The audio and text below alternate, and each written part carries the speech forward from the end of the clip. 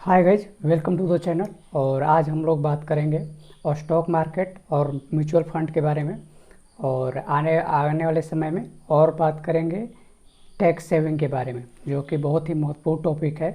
क्योंकि जो पैसे बनाते हैं लोग म्यूचुअल फंड में और ये जो स्टॉक मार्केट है उसमें काफ़ी लोग पैसा इसलिए थोड़ा सा ज़्यादा गंवा देते हैं। मतलब कि अगर ज़्यादा कमाते हैं उसमें से थोड़ा सा पैसा ज़्यादा लॉस होता है, वो है टैक्स के कारण।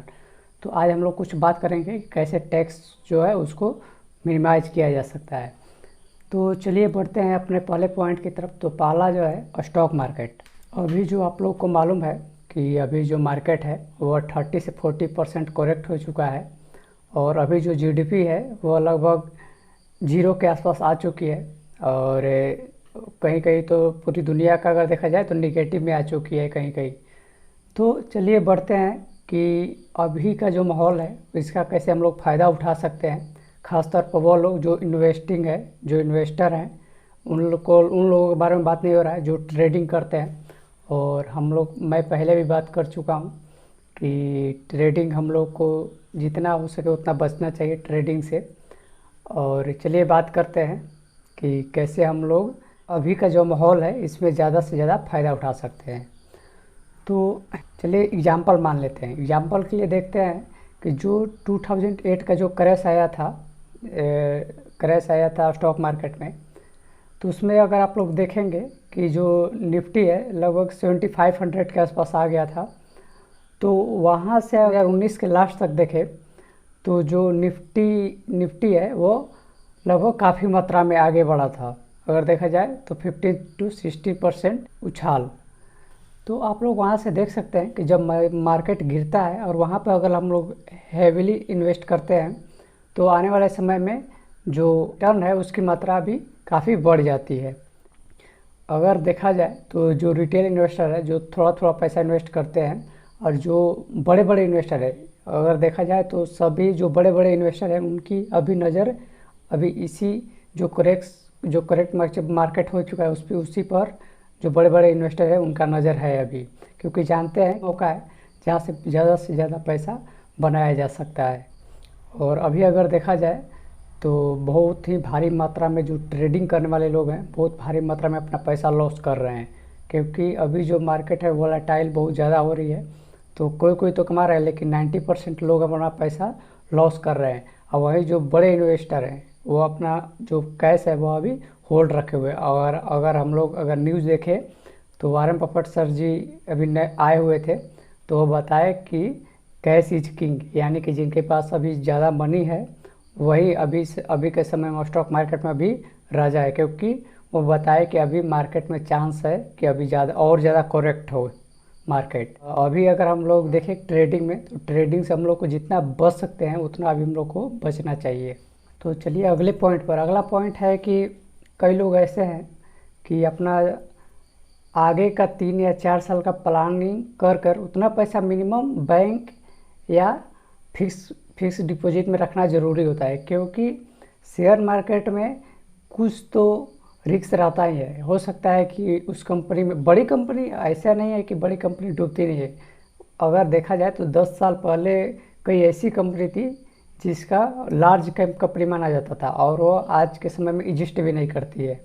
तो अगर देखा जाए तो वैसी भी कंपनी है, लेकिन इसीलिए हम लोग बोलते हैं कि अपना एक जो फिक्स अमाउंट है 4-5 सालों के लिए वो अपना एक सुरक्षित जगह रखना पैसा बहुत ज़रूरी है।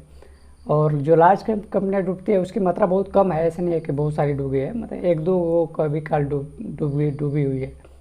तो इससे जो अभी समरी हुआ इसका मेन उद्देश्य था कि आप लोग अपना पैसा कुछ अपने आने वाले फाइनेंशियल जो साल है 4 या 5 साल उसके लिए अपना प्लानिंग करके किसी फिक्स्ड डिपॉजिट जहाँ जहाँ पैसे ज़्यादा सुरक्षित हो वहाँ रख दे। क्योंकि ये आपका अमाउंट डूबना नहीं चाहिए अगर कुछ होता भी है। और चलिए बढ़ते हैं अपने नेक्स्ट पॉइंट पर। तो अगला पॉइंट है कि वारेन बफेट सर जी अभी जो आए थे उनका फिर से उसी जो रूल है उनका वही फिर से रिपीट किए कि अगर सभी लोग ग्रीडी हो तो आप थोड़ा सा फेयरफुल हो जाइए, और जो सभी लोग फेयरफुल हो तो आप थोड़ा सा ग्रीडी हो जाइए। तो अभी अगर देखा जाए जो मार्केट है अभी एक ही जैसा चल रहा है कि अभी 9,000 से थोड़ा सा ऊपर 9,000 के आसपास ही रुका हुआ है। तो काफ़ी लोग ऐसा मान चुके हैं कि मार्केट अब यहाँ से आगे बढ़ेगा। तो काफ़ी लोग अभी ज़्यादा ग्रीडी होकर ज़्यादा बाई कर रहे हैं। और वहीं जो देखा जाए बड़े जो इन्वेस्टर है वो लोग अभी अपना पैसा कैश जो है वो होल्ड करके रखे हुए हैं, ताकि अभी मार्केट और थोड़ा सा करेक्ट हो, ताकि वो हैवली अपना पैसा इन्वेस्ट कर सके और आने वाले समय में अपना ज़्यादा से ज़्यादा रिटर्न पा सके और अपना वेल्थ जो है बढ़ा सके। और चलिए आगे बात करते हैं कि पी रेशियो, जो प्राइस अर्निंग रेशियो होता है, अभी अगर देखा जाए तो लगभग 17 के आसपास चल रहा है निफ्टी का। तो वह अगर देखा जाए तो अगर हम लोग प्राइस पी रेशियो जो होता है उसमें मतलब हम लोग 70 रुपया देकर हम लोग को 1 रुपया कमाते हैं, तो उसको हम लोग बोलते हैं प्राइस अर्निंग रेशियो। तो अगर वो देखा जाए तो अभी काफ़ी अच्छी है, 17 काफ़ी अच्छी मानी जाती है अगर अपना पैसा अगर इन्वेस्ट करना है तो। अभी अगर आप लोग इन्वेस्ट करना चाहते हैं, जो इन्वेस्ट करते हैं वो ये नहीं देखते कि अभी क्या चल रहा है क्या नहीं चल रहा है। हाँ, लेकिन अभी यह है कि अभी जो अगर बढ़िया से कंपनी पिक कर ले और इंडिया की टॉप 10 कंपनी में चुनकर अपना पैसा जितना है आपके पास उस मुताबिक अपना पैसा अगर डालें तो बहुत बढ़िया चांस है कि आने वाले समय में आपको बढ़िया रिटर्न मिल सकता है। और ये जो हम लोग वीडियो बनाते हैं तो ये ऐसा नहीं है कि हम लोग कहते हैं कि आप लोग इन्वेस्ट ही करें। हम लोग एक तरफ से एडुकेशन पर्पस के लिए ये जो वीडियो बनाते हैं, ताकि आप लोग अपना एडुकेट हो सके, आप लोग खुद रिसर्च करें और अपना पैसा अच्छी और जिसकी फाउंडेशन मजबूत हो उसमें अपना पैसा इन्वेस्ट करें, ताकि आपकी जो फाइनेंशियल कंडीशन हो वो और सुधर सके, आप ज़्यादा वेल्थ गेन कर सके और आने वाले समय में दूसरे लोगों को भी हेल्प कर सके।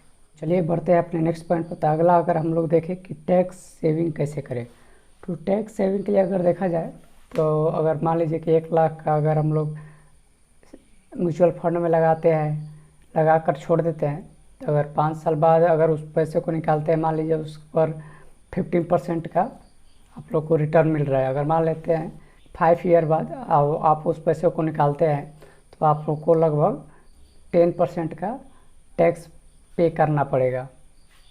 तो वहीं अगर ऐसा कर दिया जाए कि वो जो जिसका हम लोग जिस म्यूचुअल फंड में अपना पैसा लगा रहे हैं, जिस कंपनी में अपना पैसा लगा रहे हैं, वो ऐसी कंपनी हो उसकी फाउंडेशन देखकर, उसका परफॉर्मेंस देखकर और उसमें अपना पैसा लगाते हैं लॉन्ग टर्म के लिए। अगर देखा जाए तो वारन बफेट सर जी का रूल है कि किसी कंपनी को अगर हम लोग खरीदते हैं तो एक तरफ से अपना हिस्सेदारी उसमें रखते हैं और उसका एक तरफ से हम लोग फील करते हैं कि उसका हम लोग ऑनर है, ऑनर की तरह सोचना चाहिए हम लोग को।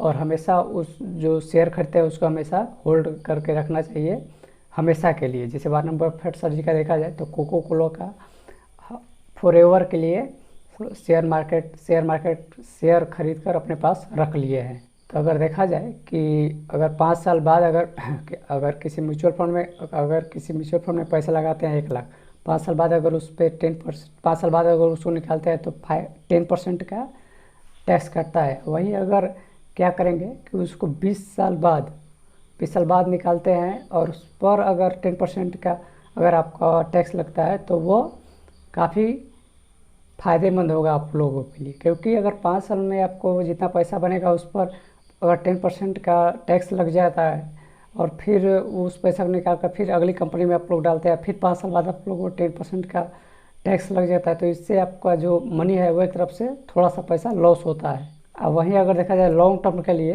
5 साल बाद आपका जो मनी बनेगा उसका कंपाउंडिंग होते होते 20 साल बाद काफ़ी मात्रा में आप लोग के पास पैसा मौजूद रहेगा। और अगला पॉइंट पर बढ़ते हैं। अगला पॉइंट है कि क्या सभी लोग शेयर मार्केट में सफल हो सकते हैं। तो इसका अगर सिंपल रूल देखा जाए तो ऐसा नहीं कहा जा सकता है कि हर एक जो कंपनी चूज की है फाउंडेशन देखने के बाद भी ऐसा नहीं है कि सभी लोग, ऐसा भी होता है कि वो कंपनी तो अभी ठीक दिख रही थी, फाउंडेशन भी काफ़ी अच्छा था, उसका मैनेजमेंट भी अच्छा था, लेकिन हो सकता है कि आने वाले समय में कुछ स्कैम चल जाए, तो जो हो सकता है कुछ ऐसा हो जाए जिसको किसी को उम्मीद नहीं थी, तो वो एक ऐसा मोमेंट होता है जिससे आप लोगों का पैसा डूब सकता है। तो ऐसे अगर देखा जाए तो अगर बढ़िया फाउंडेशन, बढ़िया मैनेजमेंट देकर पैसा अगर लगाया जाए तो 90% चांस रहता है कि पैसा न डूबे। और हम लोग को वॉरेन बफेट सर जी का जो पहला रूल है उसको अभी तक से फॉलो करना बहुत ज़रूरी है, जो कि आपको पहले भी वीडियो में बता चुके हैं कि उनका 2 ही रूल है कि नेवर लॉस योर मनी, और दूसरा कि फॉलो फर्स्ट मनी, यानी कि आपको जितना आपका मनी जो है वो जो लॉस है उसको जितना हो सके मिनिमाइज करना चाहिए, और ये भी सोचना चाहिए कि जो लॉस हुआ है उसको रिकवर करके अपना ज़्यादा से ज़्यादा प्रॉफिट कमाया जाए। तो चलिए मिलते हैं अपने नेक्स्ट वीडियो में, तब तक के लिए बाय बाय।